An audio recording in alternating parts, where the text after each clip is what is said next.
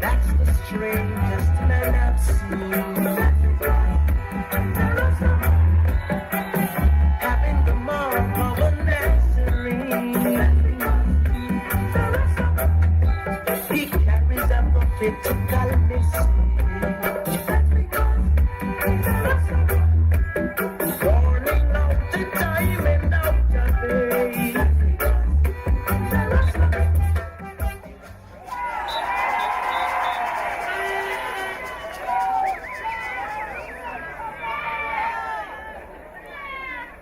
Our country is in deep crisis.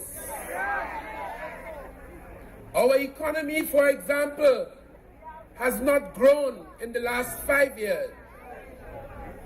The problems of crime persist. The Kamla Prasad Bisesa-led cabal and government offers us little or no hope.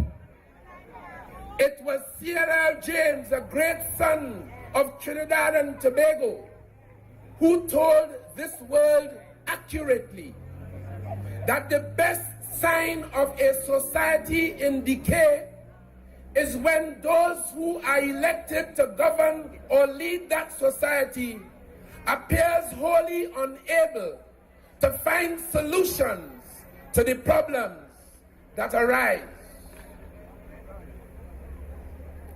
Madam Camille Robinson Regis, in your capacity as Master of Ceremonies, Chairman of these proceedings, Our Lady Vice Chairman, Head of our Women's League, I thank you for your kind introduction.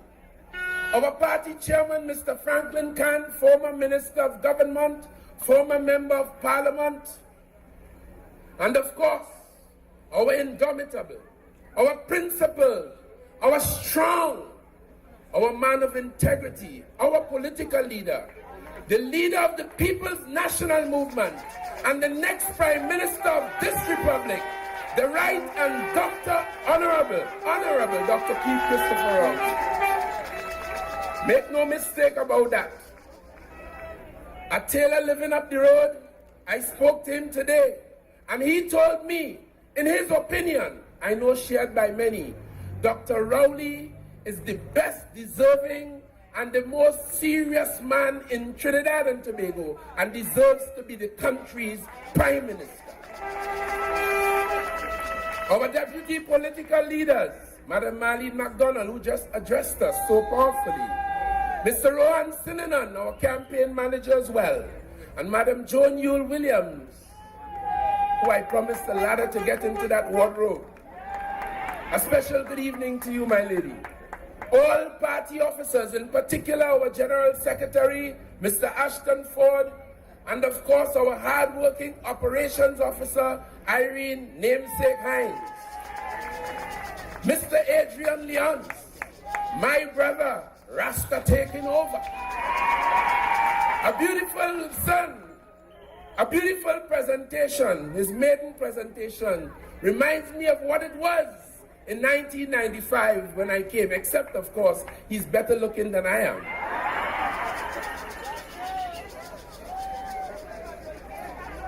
The young Joy Benjamin, our youth speaker, who again delivered so masterfully here to great pride this evening. All the local government representatives present, the chairman and executive of the Laventille East Mova constituency, fellow candidates, so many of you, party members, especially my Beatham crew, powerfully represented here tonight, friends, supporters, lovers of the PNM, those of you listening at home, on your radios and of course online, members of the media, members of the protective services, very distinguished ladies and gentlemen, peace and blessings to each and every one of you. General election time is here. The 5 years that we troubled about is gone. We're watching the enemy straight in the eye now, and we're seeing the white of the eye. And as we put on with PNM war paint, And we say, great is the PNM. And we have the symbol of the Balizé. We taking no prisoners. We licking down that for the benefit of the people of Trinidad and Tobago. The time has come for you to pass judgment upon her and upon her hosts and her friends and her supporters and the other infidels and the other traitors and those who have done damage and pain and embarrassment to the people of Trinidad and Tobago. I make no apology. I come for political war. Not literally, you know, they like to misquote me.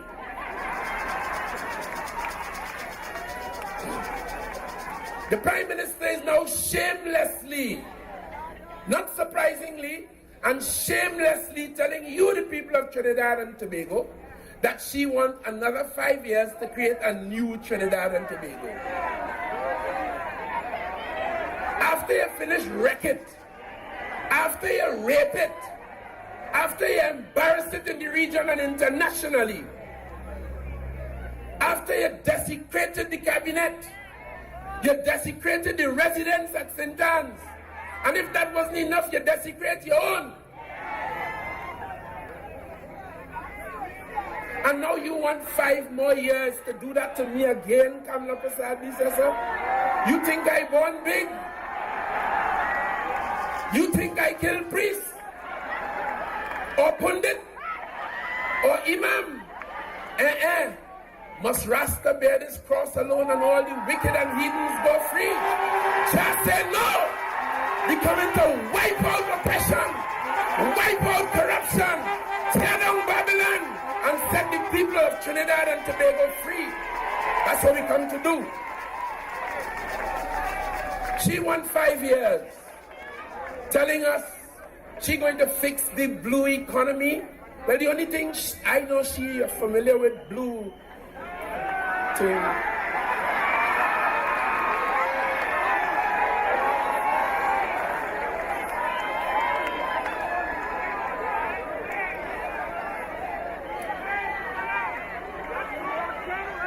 It might have a blue label, but that's another story. And green economy. I heard them talking about a green plant-like substance. That's what you're talking about, Kamla Prasad Bisesa? And a silver economy. You know, this government has substantially increased the public debt from $64 billion in 2010 to about $94 billion today. That children's hospital, that they can't tell you how much the interest rate will run at. They borrow money from China. That is part of the public debt. No economic growth, as I told you. Unemployment, they say down, but across my constituency and here in Laventille East Mova, still higher than national average unemployment. We were downgraded by Moody's, but she wants another 5 years to fix this. We have a crime problem, a growing and burgeoning crime problem. She wants another 5 years to fix it after she told us she could do it in 120 days. You think we born big? Their major tool to deal with crime was an SOE. You will remember they obliterated our OPV program. The only youth program that they introduced in the last 5 years was the Life Sport program, and everybody know what became of that. It criminalized some of our youth. For those who know, it caused death and mayhem in the eastern parts of this country. They corrupted our young people. On the other hand, we, the PNM, gave them YTEP. We gave them GATE. We gave them MyLat. We gave them MyPart. We gave them CCC. We gave them the elite sports programs. That was the PNM's record for the young people of Trinidad and Tobago. You gave them death and mayhem and corruption. She says to us, we will not negotiate with terrorists. A nice line. We will hunt them down and jail them. I heard Minister KD saying, lock them up and throw away the key. But when in his own ministry he had to deal with someone who had a bogus degree in the airport, Mr. Cadiz didn't have all that hostility. He said he didn't want to further embarrass the gentleman. The lady went to Gasparillo to conduct her affairs and just so calling my name, accusing me, well, I'm not even sure what she's accusing me of. But she have a problem because I said that all of them belong to the same murky lagoon. Now I want sensible people in this country to tell me what in that is racist. Maybe she don't like the word alligator? Because a friend of mine gave me a beautiful wallet made out of alligator skin, that's too good. And ladies have shoes and handbags and belts. So I should have said Zanji.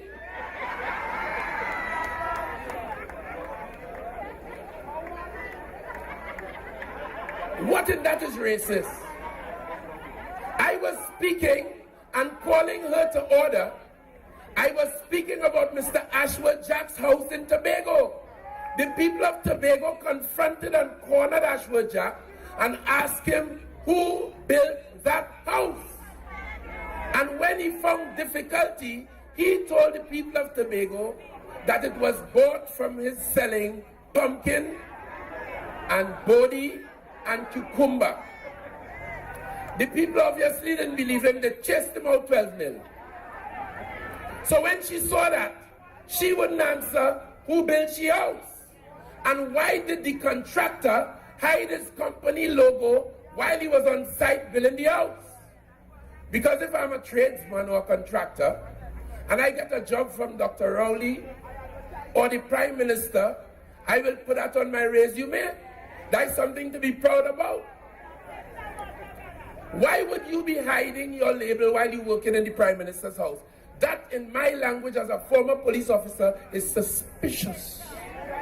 Suspicious. So they raised questions about her house too. She put her hand around Mr. Jack in Tobago and said, Ashworth boy, you and I are in the same lagoon. We are in the same boat. They're talking about your house and a contractor, SIS, and they're talking about mine in the same way. And I said from a PNM platform that that is the kind of leadership that she provides. It's no leadership at all. She's not in a position to call any of her persons to order. I was speaking about Ashworth Jack and the Prime Minister. Suddenly, my statement become racist. And telling me about she plant rice and she plant cane. I don't know about you and your cane. I am not interested.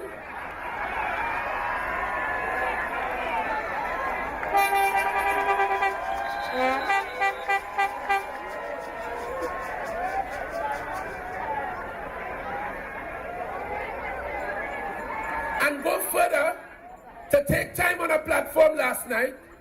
In about 2011, or no, 2010, there was some heavy floodings in West Trinidad, and she went down there for the usual photo op in tall boots and all kind of thing. Place she pulling rake and pulling shovel and pushing barrow and bring a few hampers. The woman hand dirty. I saw a picture on the papers, which I still have. She facing south, hand parallel to the ground, fingers spaced pointing upward like this, and a Rasta man on the other end kissing the hand. But I get vexed because I know we stand for hygiene. If your hand have mud and he was handling shovel and pickaxe, what a man doing kissing your hand? I get vexed and I call him a rude little dreadlock. And wasn't no little boy, it's a brother of mine called Jumbo, who everybody know in this country. A big man. And I raised with him. I said from the parliament, I want you to tell me, since you find yourself in a kind of humbling way as a Rasta man. I didn't like it. It's not to say giving a gentle kiss on the hand the way gentlemen do. Nothing wrong with that. To show honor and respect for our ladies. We're accustomed to that. It's so we know it. But you quite out there with your mouth and the end of them not so clean hands. I had a problem with that. And I asked from the parliament whether he could say when last did he kiss his mother's hand, who nurtured him as a baby, and cleaned his behind, and fed him. That was my question. I didn't know the answer. And when last he kissed his girlfriend's hand, or his children's mother's hand, who nurtured his babies and cooked his food, and rubbed his back when he needed it. That was what I asked. She got on the platform last night raising that too. But if she have time for that, that is a matter for her. I want to tell you we have a crime problem in Trinidad and Tobago going out of style. All the young people in this country have easy access to firearms. Everybody knows that. All over my constituency and all over the country, because you see, this government came to office thinking wrongly that crime started and ended in Morvant and Laventille. And it was only our children and them in Laventille doing it. So when they put the state of emergency in place, it's 8,000 of the people from the corridor they went and picked up. Because they wrongly believe that crime started and finished here. Everything is Laventille. But I want them to know tonight, as long as I have breath in me, and as long as I am called by my leader and my party and the people to represent them, I will not tolerate labels for the people of Laventille in this country anymore. Because you saw Joy Benjamin, you saw Adrian Leons, you see Marlene McDonald, you see me, and there are thousands better than us from Laventille, sons and daughters. We're not taking labels again. We done with that. And this stupid talk about PNM never did anything for them, which only start, we calling on the people of Laventille to cut that out because it is not the truth. And stop talking bad on yourself. Because while we were dealing with you, they were saying that we spending all the money and we only looking after the people of Laventille and the corridor. And so when they came to government, just as they had a misunderstanding on crime, so too they had a misunderstanding on the country's development. So they spent all the money all the time in South and Central to correct a perceived imbalance which never existed. That is Kamla Prasad and a team. So crime is a problem, and now they realize it's in Chaguanas East, and it's in Chaguanas West, and it's all over Trinidad and Tobago. So the myth that it is only about Laventille has now to be debunked, dispelled. So my leader, one day, seeing the thing was getting out of control when I was still in the parliament, called Camille Robinson-Regis, Marlene McDonald, myself, Dayal Singh, Faris Al-Rawi, and we formed a delegation led by our leader and invited Kamla Prasad Bisesa and her government to sit down in talks to discuss this national problem of crime, which we understand is one of the major and most pressing issues facing you, the people of Trinidad and Tobago. And we made a suggestion or two to them, in fact 10. And let me tell you what we said to them, very seriously, in an air-conditioned room in the Prime Minister's office in Sinclair. We said that we will support immediately in the Parliament any legislation to simplify the process for recruiting a police commissioner, which we recognized was very cumbersome and presented difficulty. We recommended certain things, and that was our proposal.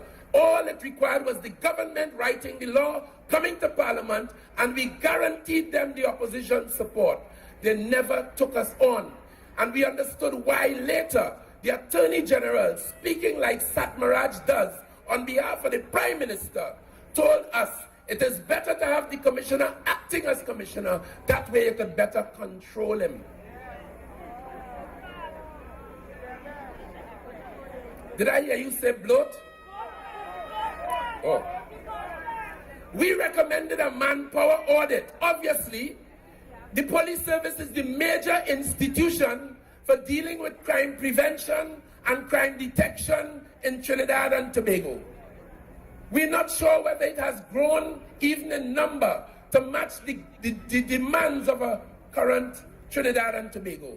So a manpower audit will tell us how many men and women we needed and what skill sets they required in order to perform efficiently as an organization, important as the police service is.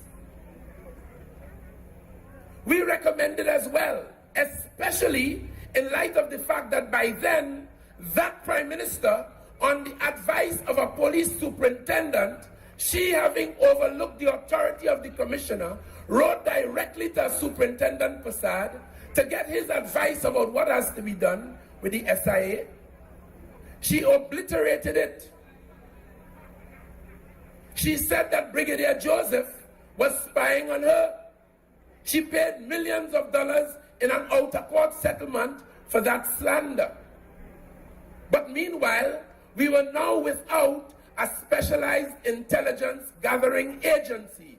Dr. Rowley and our team presented them with the idea that you must have one, whatever you call it. You think they take us on?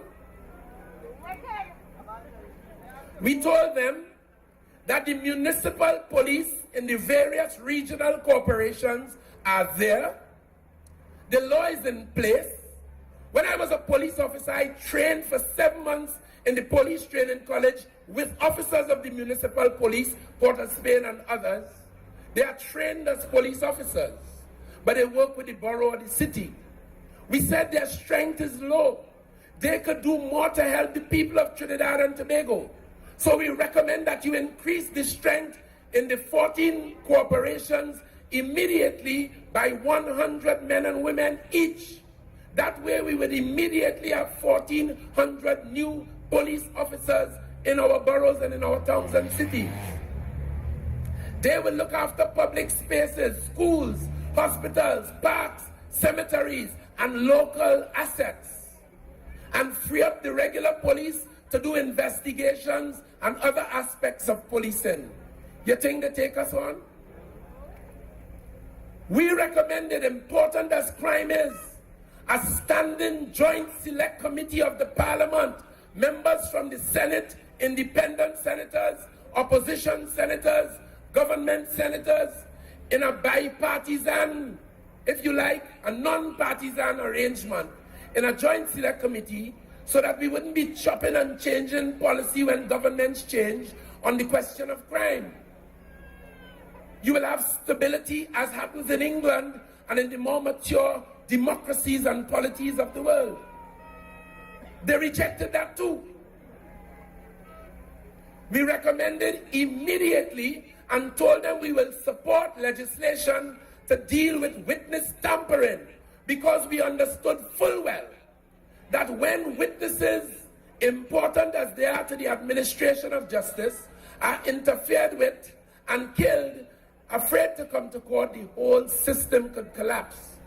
We went through a lot of trouble in early 2000, amending the Evidence Act to stave off the behavior of criminals who thought they could kill witnesses before the preliminary inquiry. And then when we changed the legislation and we said the statement could be used in the High Court, they started killing them again. We had to amend the law again. All of that.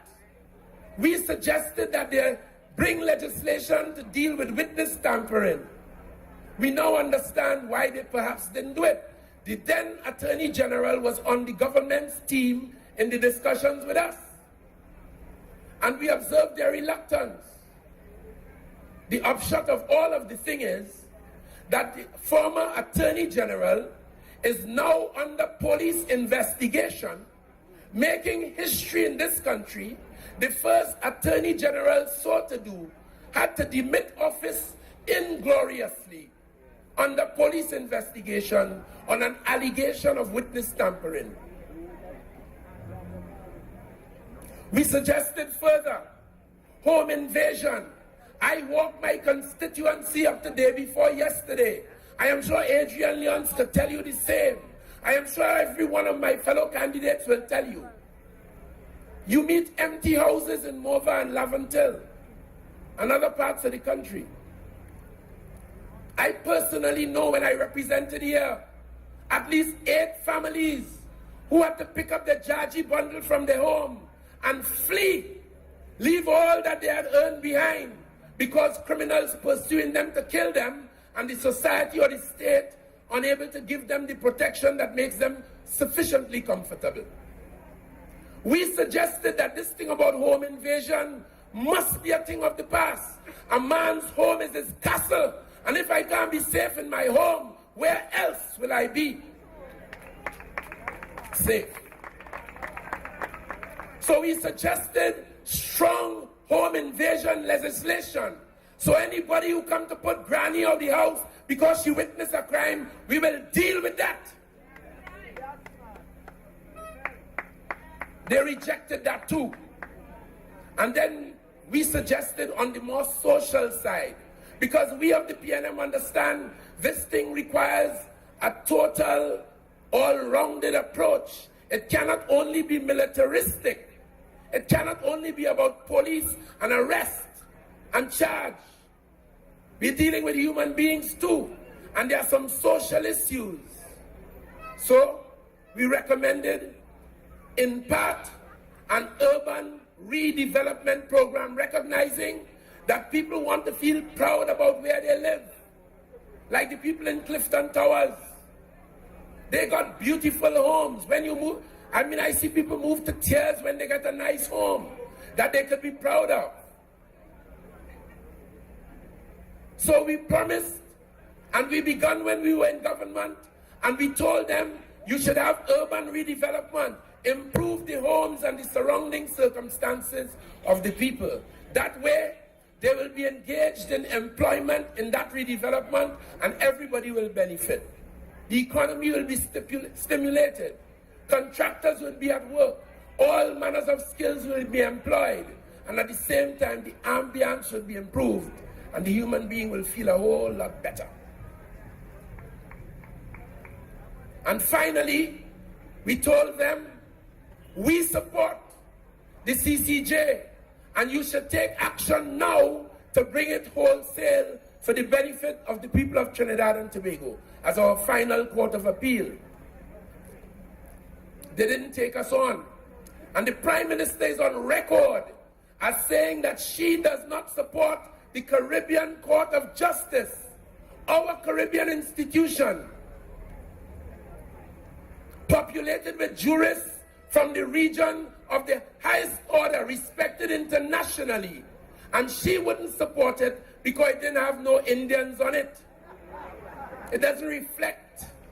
That was the language of our Prime Minister. And why did we recommend those things, ladies and gentlemen? Because the PNM understands full well that establishing public safety is the first priority of the government of any country. We understand that. Law and order is critical. In Trinidad and Tobago, today, law and order is at an all-time low. People doing what they want. As I told you, young men getting easy access to guns and the busing shot left, right, and center. I'm talking to a lady last week on the phone. She said, oh God, Mr. Hinds, I couldn't hear. She told me a gunshot like rain. She had to go in the bathroom where she felt she was safer. The thing has gone crazy. Crimes unreported. Many crimes undetected, a low detection rate by the police. Even in the prison, some of them sometimes behave as though they want the lunatics to take over the asylum. But I want to ask the prison commissioner to stand strong. It is public service you're offering. And once your officers operate within the confines of the law and don't break the law and breach people's constitutional rights, we, the people of Trinidad and Tobago, support you because we understand full well the job you must do to protect all of us. Modern policing, professional policing, requires just a number of things, And we have the answers. High visibility. People must see them around. I was at the airport in Miami like some of you. I heard a little noise coming behind. When I looked back, it was a police officer in the concourse inside the airport on a bicycle, armed to the teeth, with a radio, could call 1,000 police if he wanted. And that made me feel comfortable. I love to see the police around. And I take this opportunity to salute the men and women of the Trinidad and Tobago Police Service, the men and women of the Trinidad and Tobago Defense Force, and all other arms of the protective services. Because whatever they say, however inefficient it might be, without your presence tonight, the situation would have been considerably worse. Foot patrols, that brings the police in direct contact with the people on the beat, rather than drive past in an air-conditioned blue and white car. Although we know foot patrols today is fraught with some risk, because people could stay from anywhere and fire more easily upon you. We understand that. Rapid response, you would have seen it. Dr. Rowley and the PNM, at our expense, sent me last year to the United States, where, as I told you before, I spent 3 days on patrol with officers in the United States, in Washington. And what most impressed me was the response. Whenever a call came up on that computer in the car, and that walkie-talkie or that radio in the car broadcast a situation, by the time my patrol, I was in one of them, by the time I reached on the scene, most times there were 2 other cars. And I understood from the guys, 3 and 4 cars respond to every one of those calls. The citizens feel so good. The police feel good because they know they are efficient. The criminals who might be watching know that there's an immediate response. And this was done at Halifax County, where I learned from that living experience. And I saw men no better than the men of our police service. Same 16 ounces of gray matter, same 2 hands, same 2 foot, same moral purpose and compass. And they could do it, we could do it too. We could do it too. And so, my leader has authorized me to say to the people of Trinidad and Tobago that we intend to invest plenty money and training to gain efficiency from our police officers. When the police come on the scene, the public must feel a professional has arrived. And he will get to the bottom of this. And the police must walk in the confidence that we will solve it. The current detection rate is horribly low. And all it requires is some planning and some training and some energy on our part. And that will be done. There's a likelihood you will get caught, and that is the greatest deterrence. So, in this culture of high crime and low detection, the criminals feel overly empowered. And as I told you, we will invest in training and their development, professional development. We will invest heavily in the most cutting-edge technology for the police. We will invest and re-establish an intelligence gathering agency specialized in so doing. And they must share that with other arms of the police service so that nobody will be operating in a silo.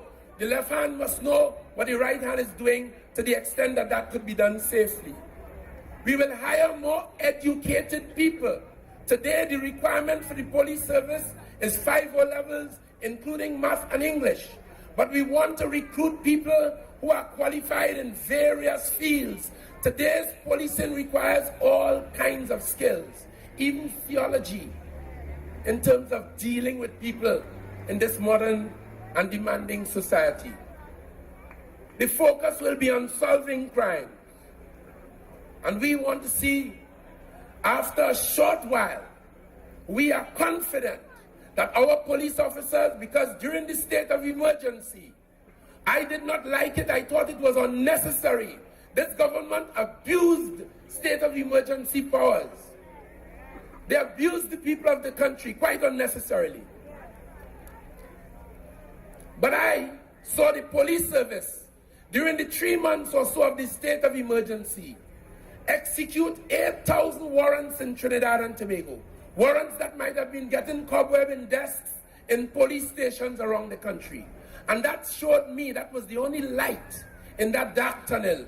It showed me that our guys have the capacity to step up to the plate when it is required so to do. So brothers and sisters, we understand what is required. That's why we put the OPV program in place, which this government scuttled. And now going to Enterprise to say that she's grievously concerned about the crime situation. We of the PNM say, if you had stayed on the track that we had laid, we would not have been where we are today. You contributed to it, Kamla Prasad Bisasa, and you stand so accused. So now that the elections come in, she can't face the people as the UNC, that ugly label. So she puts Kamla on the podium. She knows that, as Marlene McDonald said, the COP dead. That's why they're in white.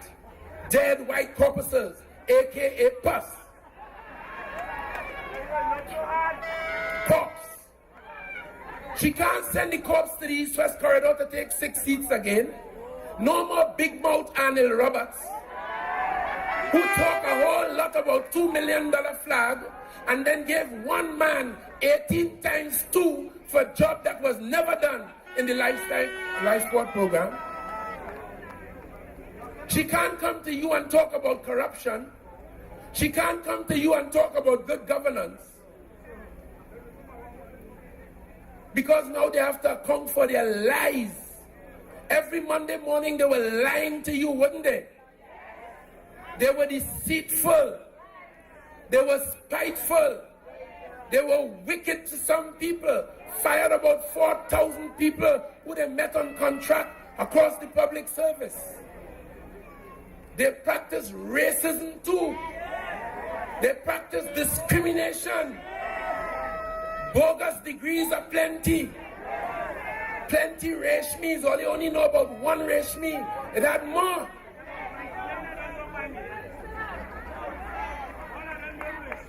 And we tired of all of that. So the hour has come. And then they come now trying to trick us. They had Mr. Hamill Smith, my good friend, the former president of the Senate, on their platform 2 weeks ago or less. He and Jerry Yetming, all of a sudden, this man sat down there for 5 years. He lived through Reshmi.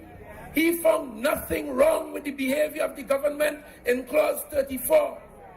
He went through the SOE and he sat there quiet like a dawn, like a church mouse. A squeaky little church mouse with a mustache.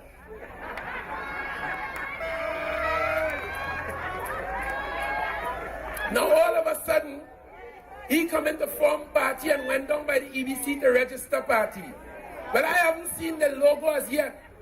But the name of the party is Third. I heard Marlene McDonald mispronouncing it. She's saying Third. As they taught her in St. Francois College, and she learned in law school.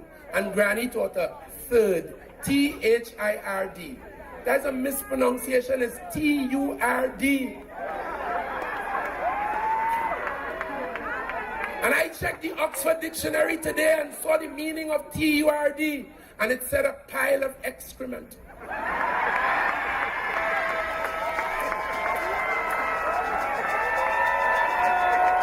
And they call it the third force. And you know when there's constipation, you have to force. So the UNC was the first force, and the COP was the second force. And now Hamill Smith and Nicole Dyer and Gary Griffith and Jerry Yetming and Joe Perez, them is the third force. But I think their symbol should be Mr. Hamill Smith on a cesspit in Westmoreland with a flip gun, killing the cockroaches that interfere with it.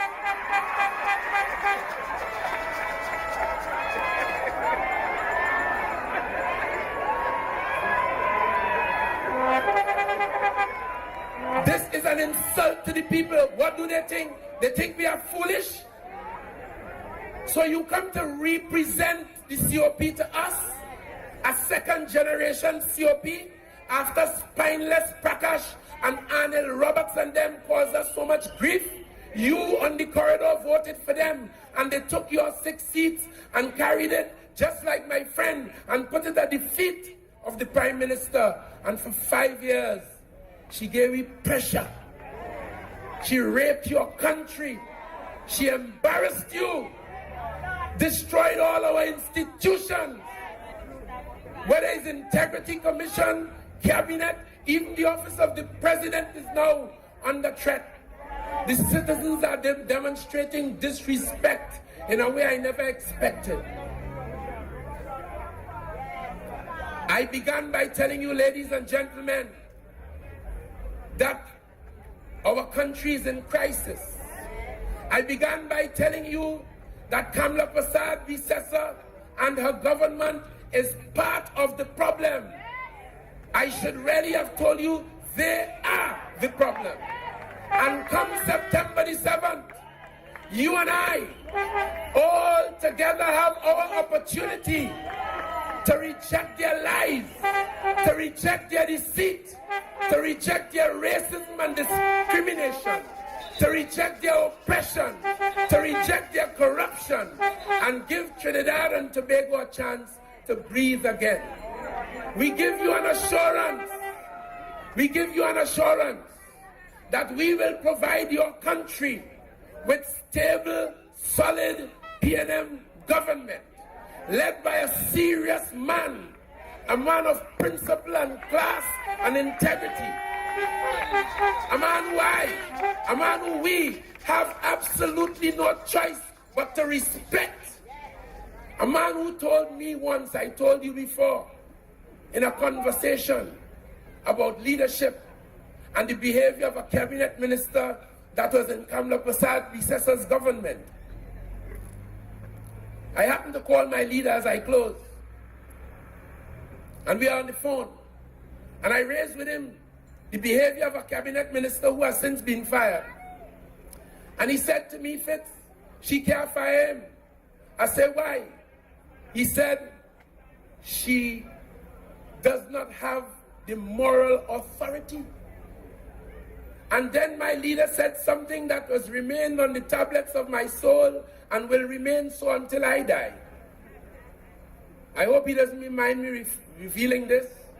But he said to me, and I quote, Fitzgerald Hinds, a prime minister must be able to fire any of his ministers at any time for good reason, without any fear that that minister could fire back.